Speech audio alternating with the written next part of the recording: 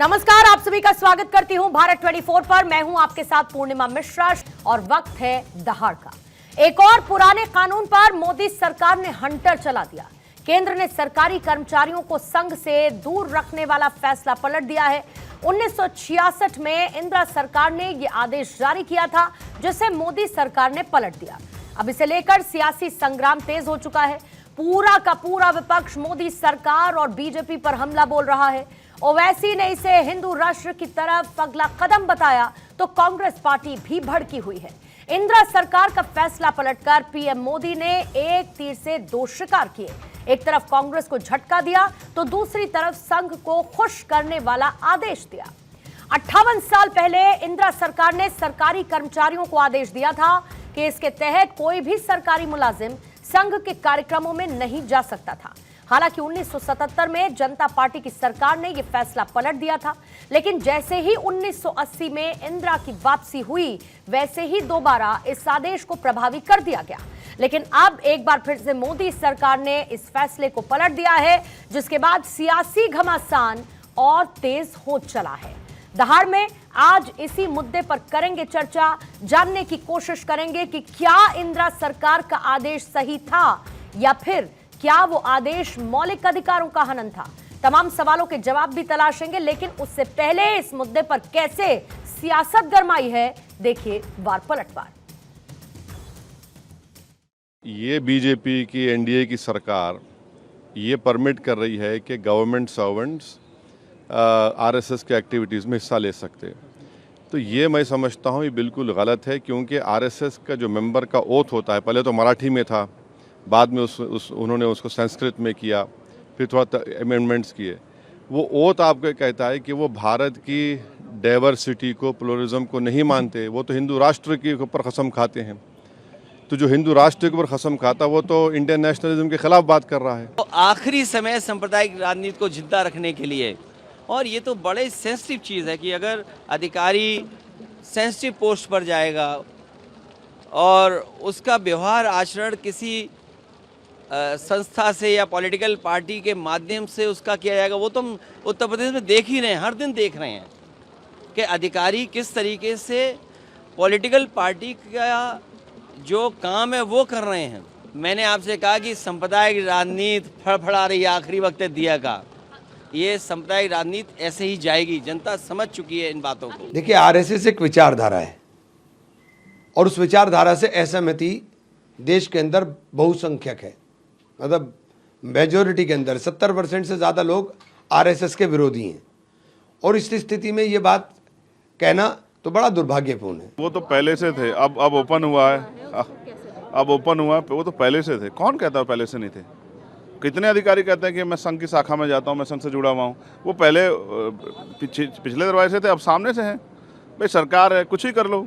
राष्ट्रीय स्वयंसेवक संघ पर जो प्रतिबंध था कि सरकारी मुलाजिम उसमें भाग नहीं ले सकते हैं, उसको जो हटाया है, मैं उसका स्वागत करता हूं।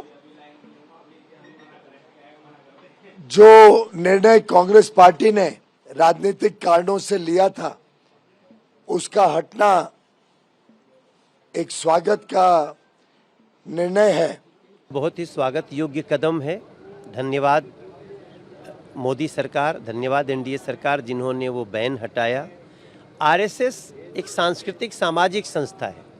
इस देश में नैतिकता से परिपूर्ण नागरिक बने, देशभक्त नागरिक बने, उसका कोई स्कूल नहीं है। अगर कोई है तो उसका नाम है राष्ट्रीय स्वयंसेवक संघ। तो अगर देशभक्ति पूर्ण संस्कृति, भारतीय संस्कृति पूर्ण बनने से आप कोई रोक रहा है तो मैं नहीं समझता वो भारत का मित्र है।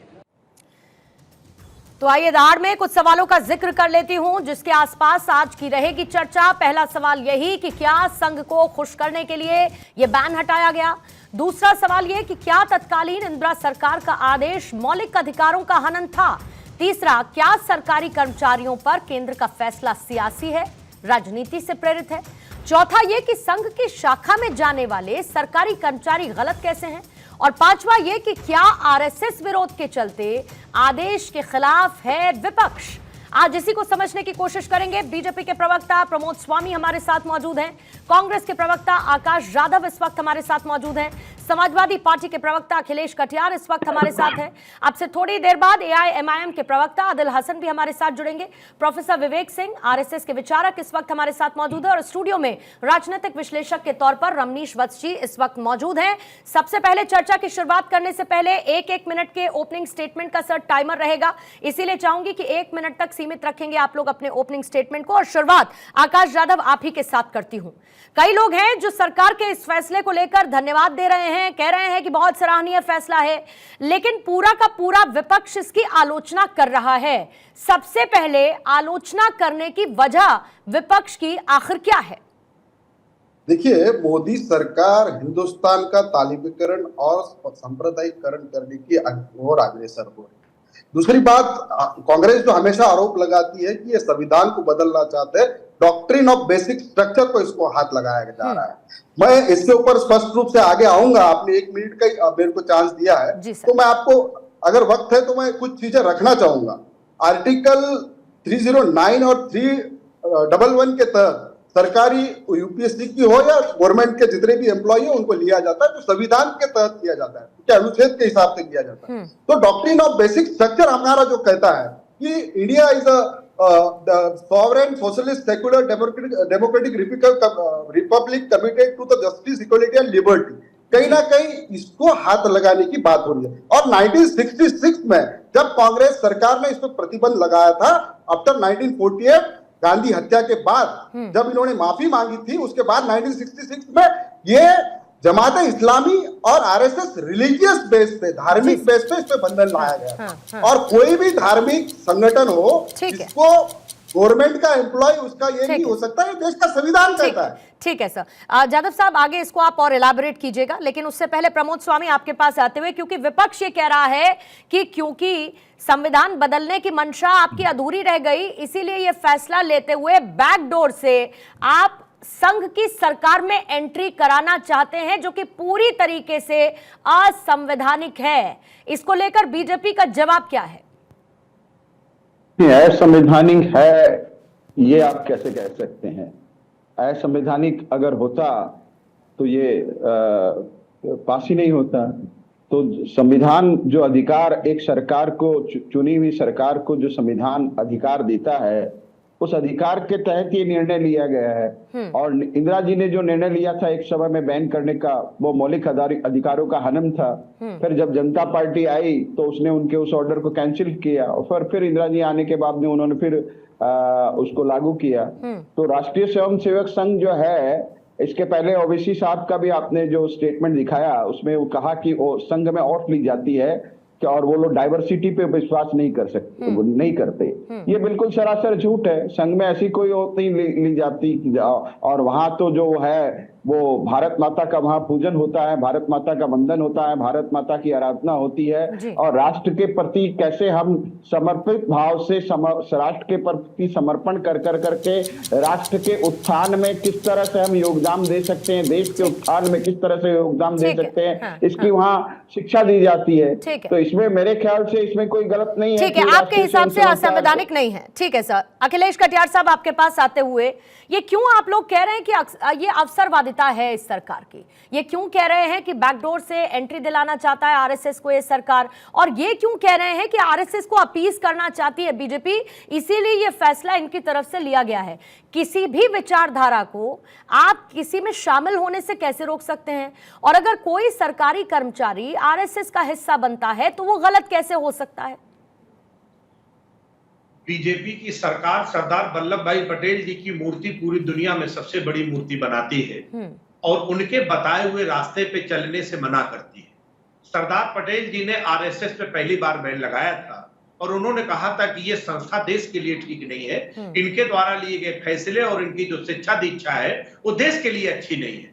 तो ये मुझे समझ नहीं आता कि सरदार पटेल जी को भी आप कहते हैं कि उनके बताए हुए रास्ते पे चलना है और फिर इस तरीके के आपके फैसले।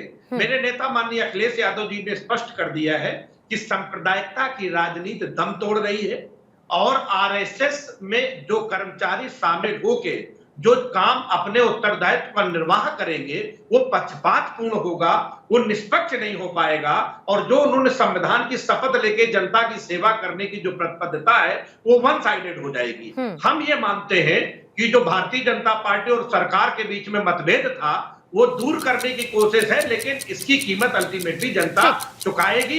हम ये चाहते हैं कि ये फैसला गलत है। ठीक है, आप मानते हैं कि ये सरकार का फैसला उनका एक बड़ा ब्लंडर है। प्रोफेसर विवेक सिंह, आपके पास आते हुए, आरएसएस के विचारक हैं आप। असदुद्दीन ओवैसी कहते हैं कि आरएसएस का जो कोर एजेंडा है वो हिंदू राष्ट्र बनाना है, और जो भारत की विचारधारा है वो विविधता वाली है। तो ऐसे में राष्ट्रवाद के खिलाफ बीजेपी का यह फैसला है, आपके लिए तो जाहिर है कि एक अच्छा फैसला आप इसको देखेंगे। 58 साल बाद ये बैन हटा है, लेकिन उसको लेकर हो रही सियासत को आरएसएस कैसे देखती है? देखिए पूर्णिमा जी नमस्कार। रही बात जो है कि आपने कहा कि ओवैसी जी की बात किया, तो जाहिर सी बात है, और उनकी पार्टी का नाम ही है तुष्टीकरण के और मुस्लिम समर्थित पार्टी है। दूसरी बात आप देखो, एक बहुत महत्वपूर्ण यहाँ पे है कि मोदी सरकार ने जो फैसला लिया है वो बेहद विवेकपूर्ण और मैं इसका अभिनंदनीय फैसला मानता हूँ। देखिए आरएसएस कोई राजनीतिक संगठन तो है नहीं, जो बार बार कहा जा रहा है। जो आरएसएस है वो एक सामाजिक संगठन है, एक सांस्कृतिक संगठन है, और ऐसा संगठन है जो कि एक विचार है। देखिए आरएसएस जो है भारतीयता का विचार है, देश प्रेम का विचार है, नवीन ऊर्जा का विचार है, और भारतीय संस्कृति को संवर्धित करने का विचार है। तो अगर इस विचार पे आरएसएस जो है, और जब से यह स्थापना हुआ है 1925 से 99 सालों से लगातार देश हित में कार्य कर रहा है। और अगर कोई भी गवर्नमेंट एम्प्लॉय है तो गवर्नमेंट एम्प्लॉय क्यों नहीं ज्वाइन करे आरएसएस, क्यों नहीं उसके शाखा में जाए, क्योंकि आरएसएस तो कोई धार्मिक संगठन नहीं है। आरएसएस आप उसको बोल सकते हैं कि कोई राजनीतिक संगठन नहीं है। आरएसएस केवल एक कल्चर को प्रमोट करता है, भारतीय संस्कृति को प्रमोट करता है। अगर उसके बेस पे कोई जाता है तो अच्छी बात है, जाना चाहिए सरकार। ठीक है, लेकिन इसके साथ साथ ये भी कहा जाता है सर कि अगर आरएसएस और बीजेपी भले ही दो अलग अलग संगठन हो, लेकिन ये आपस में एक दूसरे के साथ ऐसे गुंथे हुए हैं कि दोनों की विचारधारा समान है, दोनों का जो विजन है वो बराबर का एक तरीके से नजर आता है। ऐसा आरएसएस को लेकर अमूमन कहा जाता रहा है। रमनीश वत्स साहब, आपके पास आते हुए मैं ये समझना चाहती हूं कि इस पूरी आलोचना के बीच में हम ऐसी बातें कर लेते हैं जो कि तथ्यात्मक हैं, जैसे 1966 का जो आदेश आया, उस आदेश में जिन बातों का जिक्र किया गया। फिर मैं अमेरिकन ब्यूरोक्रेसी का हवाला देती हूं, और आपको मैं 1 मिनट से ज्यादा का समय दूंगी। अमेरिकन ब्यूरोक्रेसी में, और उसके बाद वही फॉलो होता हुआ भारत में, कांग्रेस की सरकार रही तो मुख्य पदों पर बैठे हुए आपको लेफ्टिस्ट विचारधारा वाले लोग नजर आए, बीजेपी की सरकार बनी तो राइटिस्ट विचारधारा वाले लोग, यानी कि वही लोग जिनके साथ आपकी विचारधारा मेल खाती है।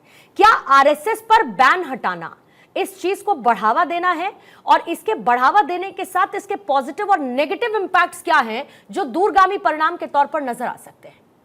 सबसे पहले मुझे लगता है कि पूर्णिमा जी, तथ्यों को जानना पड़ेगा कि बैन क्यों लगा था।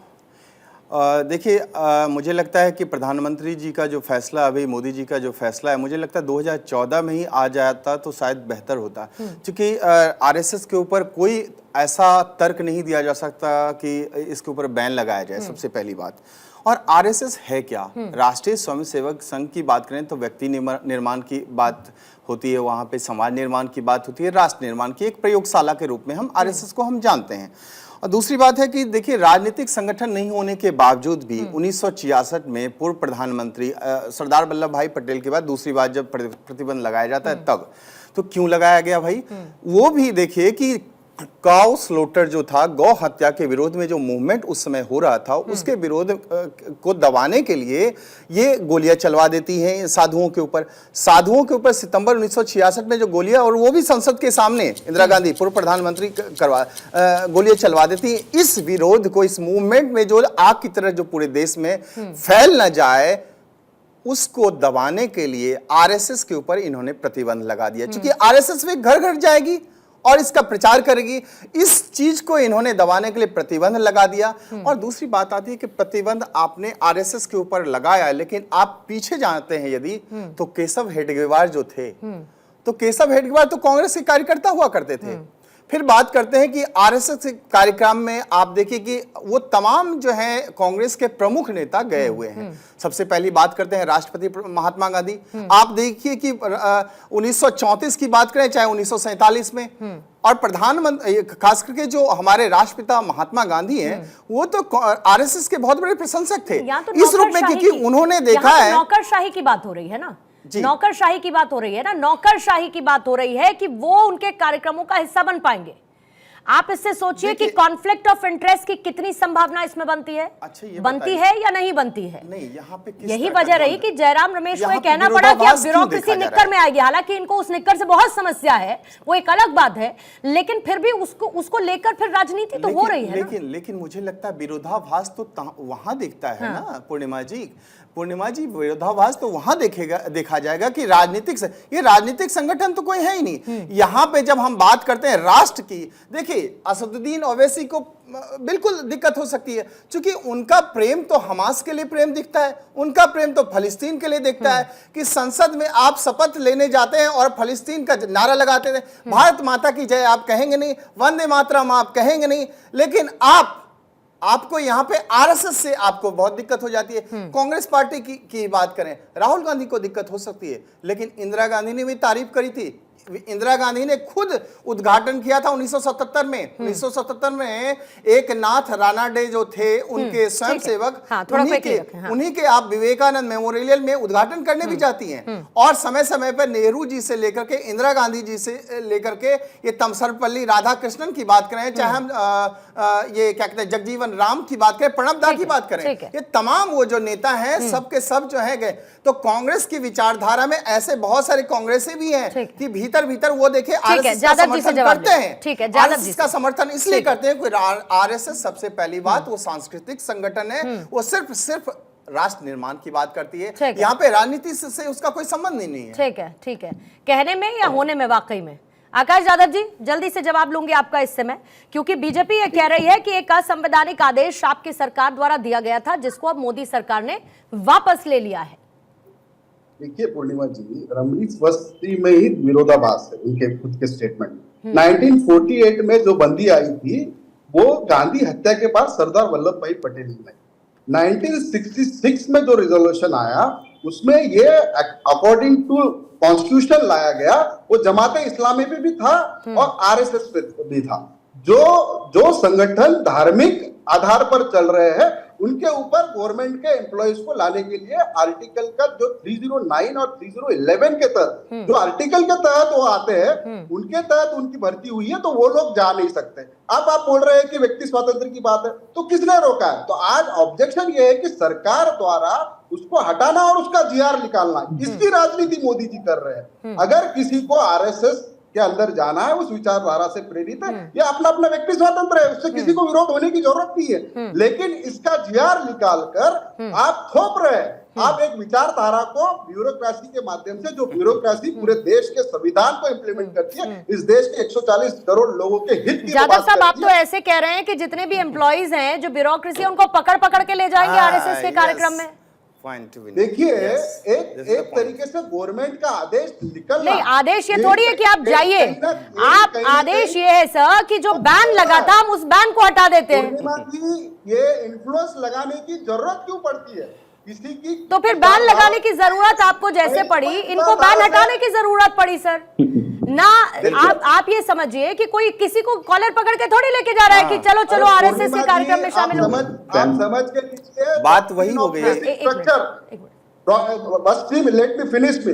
डॉक्ट्रिन ऑफ बेसिक स्ट्रक्चर जो है संविधान का, वो बदलने की मंशा मोदी सरकार की पहले से रही है। और ये अप्रत्यक्ष रूप से डॉक्ट्रिन ऑफ बेसिक स्ट्रक्चर को समझ कर लीजिए, ये संविधान बदलने की पहल है। ठीक है पूर्णिमा जी, ये कोई बैन हटाने की बात नहीं है।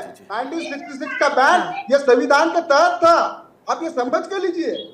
आरएसएस के कोई किसी को जाने में कोई ये नहीं है, लेकिन सरकार द्वारा वो जीआर निकालना उसके ऊपर ऑब्जेक्शन है। हाँ, विवेक जी जल्दी से इसका जवाब दीजिएगा, फिर उसके बाद प्रमोद जी आपके पास आती हूँ। हाँ। देखिए पूर्णिमा जी, कांग्रेस के प्रवक्ता, कांग्रेस जो है शुरू से जो है एक जो है ऐसे काम करते हैं जिसको उनको खुद कीमत चुकानी पड़ती है। देखिए रही बात एक उन्होंने कहा ना, बेसिक डॉक्ट्रिन जो क्या है, कांग्रेस संविधान के अनुरूप चलती है, कॉन्स्टिट्यूशन की। कांग्रेस अभी सुन लीजिए ना, संविधान अभी मैंने बचाने आपका के लिए प्रवचन सुना आर्थिक था, तैयार है। आपने बहुत सारी बातें बोले, मैंने आपको सुना था, आप मेरी बात सुनिए। तो देखिए यहाँ पे जो आप बात कर रहे थे, बेसिक स्ट्रक्चर यही है कि आप देश के प्रति आप समर्पित हो, और आरएसएस जो है देश के प्रति समर्पित है। रही बात अभी बार बार आप कह रहे थे, अरे आप नेहरू जी को मानते हो कि नहीं, आप इंदिरा जी को मानते हो कि नहीं, आप प्रणब मुखर्जी जी को मानते हो कि नहीं, ये सब कांग्रेस के थे और आपसे ज्यादा जानकार लोग थे। ये सब कांग्रेस जो है आरएसएस का सम्मान करते थे, आरएसएस के बारे में उन्होंने अच्छी अच्छी बातें कही है, बैन हटाया गया था। अगर आप मानते हैं और अगर आप अपने आप पूर्ववर्ती नेताओं को अगर आप सम्मानित करते हैं तो आप कहिए कि राजीव जी गलत थे, नेहरू जी गलत थे, इंदिरा जी गलत थे, प्रणब मुखर्जी जी गलत थे। इन्हें सब ने जो है आमंत्रित किया था परेड में, इसके बाद बैन लगाया तो बैन हटाया भी गया था क्योंकि कोई इन्वॉल्वमेंट नहीं था। लेकिन विवेक जी शर्तों के साथ था ना बैन हटाने वाली बात, तो शर्तों के साथ थी ना, जब बैन हटाया गया तो वो बैन शर्तों के साथ हटाया गया, और उसमें एक बड़ी शर्त सर ये थी कि आप राजनीति से, पॉलिटिक्स से किसी भी तरीके के ताल्लुकात नहीं रखेंगे। और पॉलिटिक्स से कोई ताल्लुकात आरएसएस का है भी तो नहीं। हाँ। सबसे बड़ी बात तो है कि कोई आरएसएस का जो है पॉलिटिक्स के कोई लेना देना नहीं है। सामाजिक संगठन है जो कि देश प्रेम के महत्व को समझाती है, बताती है और सिखाती है। रही बात जो है विचारधारा की आप बात कर रहे हैं, तो ऐसे करोड़ों जो है गवर्नमेंट एम्प्लॉयज है जो कि आरएसएस के विचारधारा से सहमत है, तो वहां पे जाएंगे। तो ऐसा तो सरकार नहीं कर रही ना कि सब कोई जो है अफसर के झुंड बना के जो है आरएसएस के शाखा में जाएंगे। जिनको जाना हो जाएंगे, जिनको नहीं जाना नहीं जाएंगे, जो समर्थन करते हैं वो लोग जाएंगे। और रही बात, आप किसी के दिल में भावना को नहीं मिटा सकते हैं। करोड़ों ऐसे लोग हैं जो कि सरकारी कर्मचारी है, जो कि आरएसएस की भावना से जो है सम्मान। ठीक है जादव जी, जल्दी से जादव जी जवाब दीजिएगा। ये भी कहा जा रहा है कि कांग्रेस की दुखती रग पर हाथ रख दिया है सरकार ने इस फैसले के साथ। क्यों?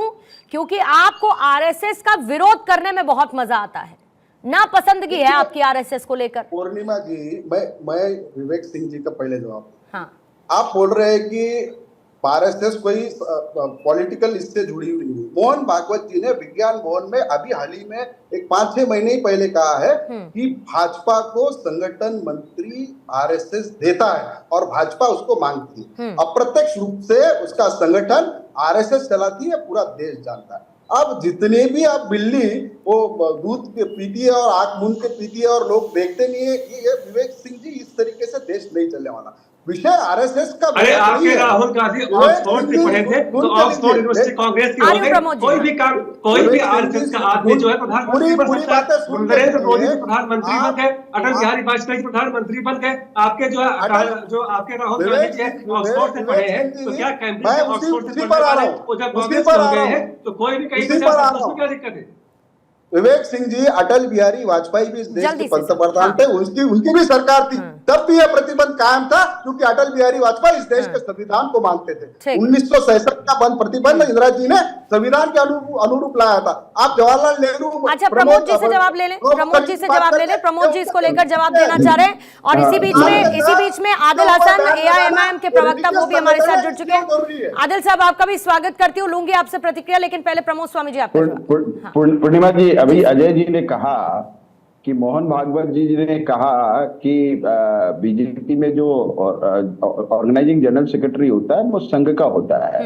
ये बात इन्होंने कही, तो एक पत्रकार, लेकिन इन्होंने अधूरी बात कही, मैं इनको पूरी बात स्पष्ट कर देता हूँ। ये अरे भाई साहब, मेरी बात तो सुन लीजिए, मैं उत्तर दे रहा हूं। जादव जी सुनिए पहले, क्या आपने सवाल उठाया, जवाब सुन लीजिए। ये इन्होंने अर्ध सत्य बोला है। एक पत्रकार ने मोहन भागवत जी से पूछा था, परम पूज्य मोहन भागवत जी से, कि आरएसएस का जो ऑर्गेनाइजिंग जनरल सेक्रेटरी होता है, बीजेपी में जो general secretary, organising general secretary होता है, वो आरएसएस का क्यों होता है, ये सवाल किया था। तो मोहन भागवत जी ने उसका उत्तर देते हुए कहा कि बीजेपी के लोग हमसे मांगते हैं, अन्य पार्टी के लोग मांगते नहीं है। अन्य पार्टी के लोग भी अगर मांगेंगे कि हमें कोई स्वयंसेवक, अच्छा स्वयंसेवक दीजिए, तो हम उस पर भी विचार करेंगे। तो ये अगर आप कांग्रेस पार्टी मांगे उनसे, संघ से, कि भाई आपका अच्छा स्वयंसेवक है तो ऑर्गेनाइजिंग जनरल सेक्रेटरी के लिए हमको दीजिए, तो संघ उस पर विचार करेगा। ये तो मोहन भागवत जी का स्टेटमेंट है, अगर आप चाहे तो मैं आपको उसका वीडियो लिंक में आपसे आपको भेज सकता हूँ। तो मेरा यही कहने का मतलब है कि संघ कोई राजनीतिक दल कहीं ना कहीं राजनीति से जुड़ी हुई है। नहीं, संघ कोई राजनीतिक दल नहीं है सर प्रमोद स्वामी जी। संघ भले संघ कोई राजनीतिक दल नहीं है स्वामी जी, संघ कोई राजनीतिक दल नहीं है, लेकिन बीजेपी की और संघ की जो राजनीतिक भावनाएं हैं वो एक समान नजर आती हैं। शायद ये एक बड़ी वजह है कि विपक्ष इसको लेकर विरोध कर रहा है, ये एक बड़ी वजह हो सकती है। हसन साहब, आपसे एक छोटी सी प्रतिक्रिया लेना चाहूंगी। क्यों आपको लगता है कि विविधता की बात करने वाला जो भारत है वहां पर राष्ट्रवाद के खिलाफ ये फैसला जो कि मोदी सरकार की तरफ से इस वक्त लिया गया है? मैं तो ये कहती हूं कि जो मौलिक अधिकारों का हनन हुआ बैन लगाने के साथ आरएसएस को लेकर कर्मचारियों पर, उस मौलिक अधिकारों के हनन के फैसले को पलट दिया है बीजेपी सरकार ने। आजादी तो होगी, अगर कोई एम्प्लॉय जाना चाहता है, आरएसएस की शाखा में शामिल होना चाहता है, वो बाध्य तो नहीं रहेगा कि नहीं मैं ये नहीं कर सकता क्योंकि सरकारी आदेश है। हम आपको बता दें, आरएसएस जो इतना लंबी बात करती है, ये पहली वाहिद हिंदुस्तान की ऑर्गेनाइजेशन है जिसका कोई अकाउंट का लेखा जोखा नहीं है। अरबों का ट्रांजैक्शन होता है इनके पास ना FCRA है, इनके पास ना कोई अकाउंटेबिलिटी है, ना होम मिनिस्ट्री में रजिस्टर्ड है, ना फाइनेंस मिनिस्ट्री में रजिस्टर्ड है। ये है आरएसएस, जिसने तिरंगा को फैलाने से रोक नहीं माना, जिसने भारत के संविधान को नहीं माना था, जिसने तिरंगा को नहीं माना था, वही आरएसएस। सरदार पटेल से बड़ा देश का कोई समर्पित बेटा नहीं हो सकता है। सरदार पटेल से बड़ा कोई स्वतंत्रता सेनानी नहीं हो सकता। सरदार पटेल ने बैन किया था, कोई और किसी ने नहीं बैन किया था। जिनको ये फोटो लगाते हैं सरदार पटेल साहब का, उन्होंने बैन किया था। बड़ी मूर्ति लगवाए हैं गुजरात में, उन्होंने किया था। और बैन हटाया किसने था सर? बैन फिर हटाया किसने था सर? बात सुन लीजिए। अरे हटाया किसने था ये भी तो बता दीजिए सर, अधूरी जानकारी दर्शकों को क्यों देनी? हटाया किसने था हसन साहब? अरे चिल्लाइए मत, बोलने दीजिए। अरे मैं चिल्ला नहीं रही हूँ, मैं काउंटर क्वेश्चन पूछ रही हूँ कि हटाया किसने था? सुनिए, जब संघ ने लीक कर दिया कि मैं तिरंगा को मानूंगा, मैं संविधान को मानूंगा, मैं देश के कानून को मानूंगा, तब बैन हटा था। और आरएसएस जो है, अजमेर ब्लास्ट हो, मक्का मस्जिद ब्लास्ट हो, उसमें आरएसएस के लोग का नाम आया था। आप पता कर लीजिए। अभिनव भारत जैसा टेरर ऑर्गेनाइजेशन जिसमें अजमेर ब्लास्ट और मक्का मस्जिद ब्लास्ट हुआ था, उसमें आरएसएस के लोग का नाम जुड़ा हुआ था। सुप्रीम कोर्ट में आरएसएस ने बाबरी मस्जिद को शहीद करने में झूठ बोला है। आरएसएस का मतलब ही है झूठ फैलाना। बाबरी मस्जिद शहीद, कहां से आरएसएस देशभक्त हो सकता है? बिल्कुल ठीक है, मुझे पूछने की जरूरत ही नहीं है क्योंकि आरएसएस के लिए आपका जो नफरती प्रेम है वो मुझे पहले से पता है। जो नेशनल चैनल पे इस तरीके के बिना जो है जाने समझे कोई बात करना उचित नहीं होता है। अगर AIMI के जो प्रवक्ता थे कुछ भी बोल रहे थे, देखिए गलत बयानबाजी मत करिए, इससे जो है आपको नुकसान होगा, फायदा नहीं होगा। रही बात देश को जोड़ने का काम करता है आरएसएस, कभी देश को तोड़ने की बात नहीं करता। जो देश को तोड़ने वाले लोग हैं उनको बताने की आवश्यकता नहीं, सब जानते हैं कौन है। रही बात आपने कहा कौन सा नियम ऐसा है, आपने बताया ना फॉरेन ट्रांजैक्शन जो भी जो है, आप बताइए कौन सा ऐसा आदेश है, कौन सा ऐसा रूल है, रेगुलेशन है जो कि आरएसएस फॉलो नहीं करता है। और आपकी पार्टी और आपके लोग क्या अभी तक सो रहे थे क्या? आज सो के उठे हैं आज। और रही बात, एक बात मुझे बता दीजिए, मुझे लगता है आप रट के आए हैं, आपने रटा है, बहुत अच्छा रटा है, लेकिन मुझे आप बता दीजिए आपकी पार्टी का नाम क्या, फुल फॉर्म क्या है? AIMIM का फुल फॉर्म क्या है? इससे पता लग जाएगा कि आप कितने अच्छे हैं और आप किसके बारे में सोचते हैं। फुल फॉर्म पता है आपकी पार्टी का?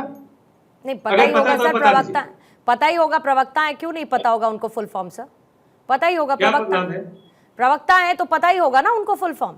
नहीं, पूरे देश की बात करें, देश प्रेम की बात करें, आप किसके प्रेम की बात करते हैं? अपने पार्टी का नाम बताइए ना। नहीं पर यार मैं कह रही हूँ सर, प्रोफेसर विवेक साहब, मैं ये कह रही हूँ कि आरएसएस विरोध तो करते ही हैं, ये इसमें तो कुछ छुपी बात नहीं है। मैं तो उस फैसले की बात कर रही हूं जिसमें सरकारी कर्मचारियों को अब कोई बाध्यता नहीं रहेगी कि वो आरएसएस के कार्यक्रमों में शामिल नहीं हो पाएंगे। ये उनके लिए तो रिलीफ है ना भाई। अगर कोई चाहता है आरएसएस के किसी कार्यक्रम में शामिल होना, कटियार साहब, तो फिर उसको रोका क्यों जाए इस कानून, इस बाध्यता के तहत? हाँ बोलिएगा विवेक। केवल 10 सेकंड। देखिए कोई भी हम ऐसे लोग, आप जैसे लोग, सरकारी हो कोई गैर सरकारी कर्मचारी हो, वह स्वतंत्र है, कहीं भी जा सकता है। कोई पॉलिटिक्स से लेना देना नहीं है। आप मंदिर जा सकते हैं, आप मस्जिद जा सकते हैं, आप किसी सामाजिक संगठन में जा सकते हैं, आप किसी कल्चरल एक्टिविटीज में पार्टिसिपेट कर सकते हैं। इतना ही लेना देना है आरएसएस का और यही काम करता है। अगर आपको ब्यूरोक्रेसी का दखल तो रहता है ना, सरकार में ब्यूरोक्रेसी का दखल तो रहता है ना। आप, हालांकि जो हो रहा है वो इसमें कुछ नया नहीं है। मैंने पहले एग्जाम्पल दिया कि कांग्रेस की सरकार में जो बड़े पदों पर बैठे हुए लोग थे वो लेफ्टिस्ट विचारधारा के रहे, बीजेपी के समय वो राइटिस्ट विचारधारा में, इसमें कुछ नया नहीं है। लेकिन मैं ये कह रही हूं कि एक इन्फ्लुएंस तो रहता है ना उस विचारधारा का, सिर्फ इतनी सी बात है। कटियार साहब जल्दी से आपसे जवाब लूंगी, आती हूं सर, थोड़ा सा समय दीजिएगा। कटियार साहब जल्दी से, फिर आदिल साहब आपसे भी रिएक्शन लूंगी, रमनीश वत्स से आती हूं आपके पास। पूर्णिमा जी, दो तरफ मेरे नेता माननीय अखिलेश यादव जी ने अभी स्पष्ट किया कि सांप्रदायिकता की राजनीति अब फड़फड़ा रही है। जो कर्मचारी है उनकी प्रतिबद्धताएं बदलेगी, उससे जो फैसले होंगे और उनका जो प्रभाव होगा वो जमीन तक जाएगा। आज दो बातें साफ है।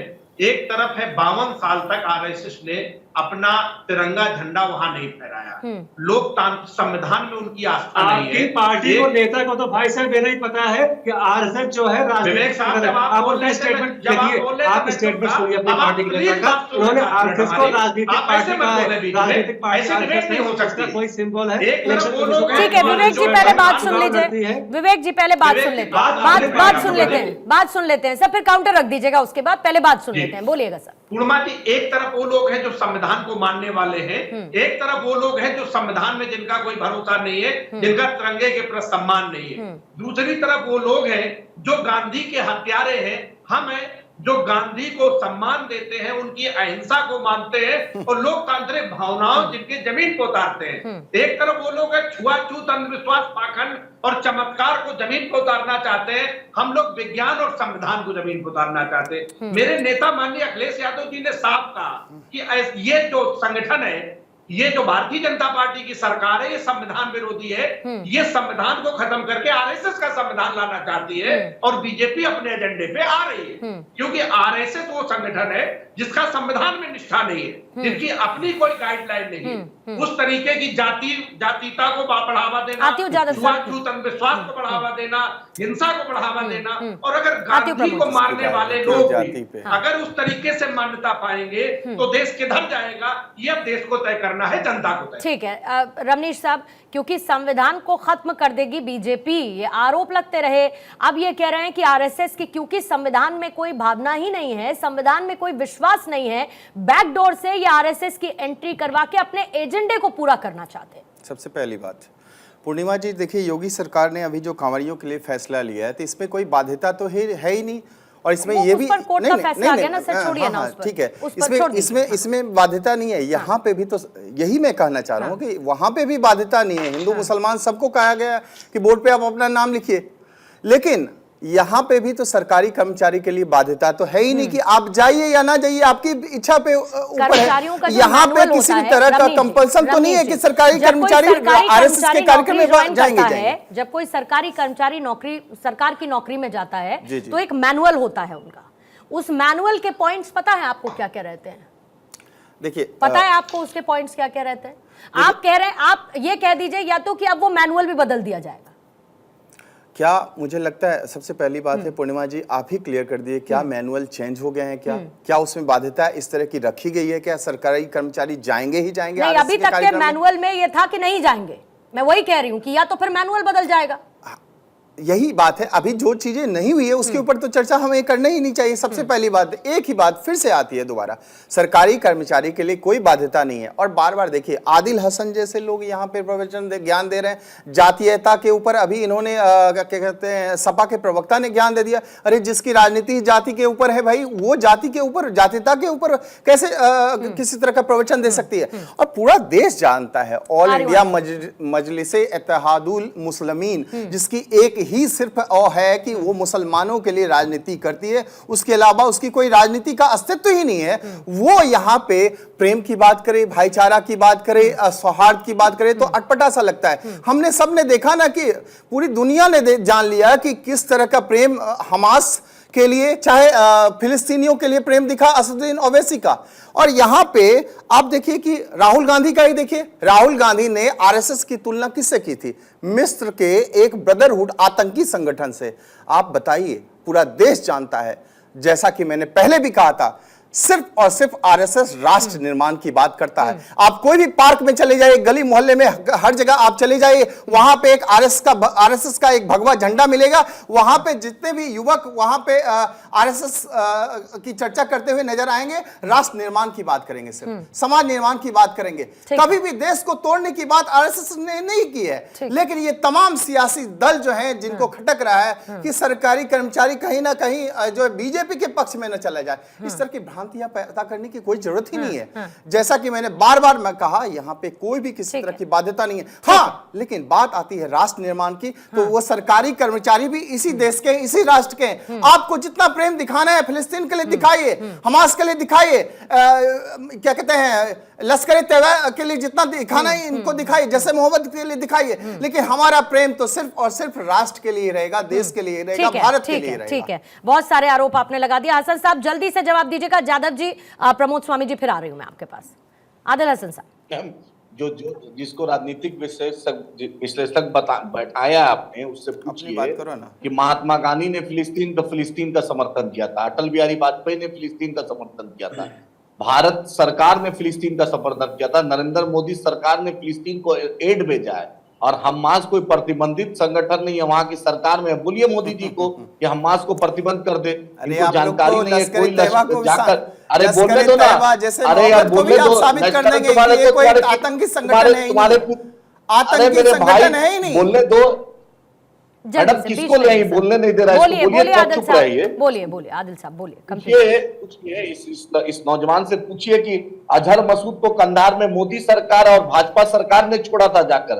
अटल बिहारी वाजपेयी प्रधानमंत्री थे, अडवाणी थे गृह मंत्री, अजहर मसूद को कंधार में छोड़ा था। नेशनल कॉन्फ्रेंस के साथ जम्मू कश्मीर में सरकार बनाया था, महबूबा मुफ्ती के साथ मोदी सरकार बनाया। छुपा नहीं है, समझे मैडम? आप लोग तमाम जो है आपके जो सियासतदान है, असदुद्दीन ओवैसी की बात करें, ओवैसी की बात करें, वो सिर्फ और सिर्फ देश को तोड़ने की ही बात करते हैं। यदि आप राष्ट्र निर्माण की बात करेंगे, मैं आपके साथ आ जाऊंगा।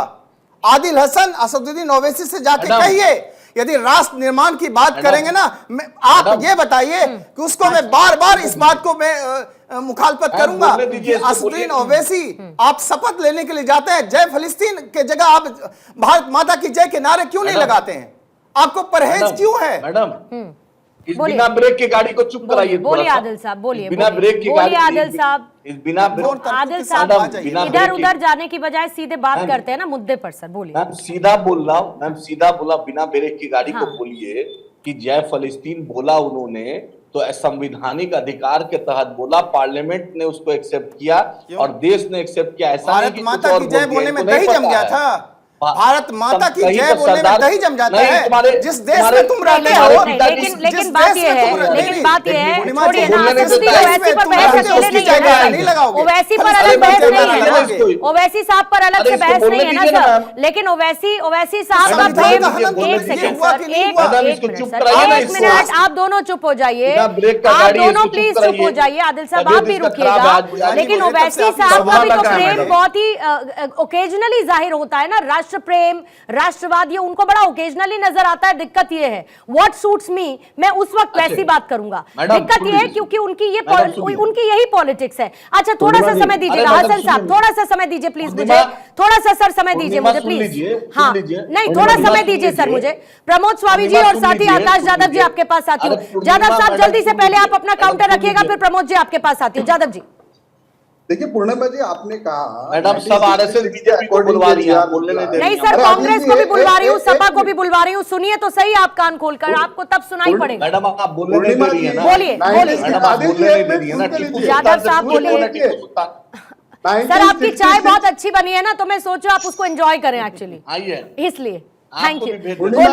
बोलिए यादव। 1966 के रिजोल्यूशन को 58 साल के बाद इन्होंने एक नया रिजोल्यूशन गवर्नमेंट लेटर इन्होंने निकाला है 9 जुलाई। उसके अंदर इन्होंने सिर्फ आरएसएस के एक्टिविटीज में भाग लेने की बात की है। 1966 का जो रिजोल्यूशन है उसमें आरएसएस और जमात इस्लामी दोनों पे प्रतिबंध लगाया गया था। अगर ये बोलते कि हम यहाँ के मुस्लिम संगठनों के अंदर भी गवर्नमेंट एम्प्लॉय को ये करने देते हैं, तो वो कहीं ना कहीं ये रहेगा, क्योंकि देश का संविधान ये सोशलिस्ट है, सेकुलर है और रिपब्लिक है। अकॉर्डिंग टू वो आप सांप्रदायिक अगर कोई ये निकलते आते तो उसके ऊपर सवाल उठते हैं। आप मौलिक अधिकार की बात कर रही है, मौलिक अधिकार का यह विषय कहाँ आता है? गवर्नमेंट एम्प्लॉय आपने ही कहा है, जो मैनुअल है आर्टिकल 309 और 3011 के तहत संविधान में प्रतिबंध है, बैन था ना 58 साल से, बैन था ना सर। अब अगर फैसला पलटा है तो उसको भी बदलेंगे। मैं तो जो एक्चुअल में मैं उसका जिक्र कर रही हूँ। मैं ये नहीं कह रही वो मैनुअल बदलना चाहिए, नहीं बदलना चाहिए, फैसला सही है गलत है, मैं इन सब की बात नहीं कर रही हूँ, मैं फैक्ट्स की बात कर रही हूँ, क्योंकि 58 साल से बैन था। मोदी सरकार प्रमोद जी सांप्रदायिकरण कर रही है, मोदी सरकार तालिबानीकरण के तरफ जा रही है। अच्छा, इससे साबित होता अच्छा, ठीक है, ये जीआर उस तरफ देश को लेके जा रहा है, ये दर्शाता है। चलिए बिल्कुल अंतिम पग पर हूं मैं डिबेट को खत्म करने के। प्रमोद स्वामी जी आपके पास आते हुए ये कह रहे हैं, आती हूँ आदिल साहब, आ रही हूँ आदिल साहब। प्रमोद स्वामी जी ये कह रहे हैं कि क्योंकि आपको आरएसएस को अपीज करना है, आपको अपने दूरगामी परिणाम बहुत बेहतर चाहिए, आपको आरएसएस की नाराजगी को दूर करना है और राजनीति से प्रेरित ये सरकार का फैसला है। क्यों?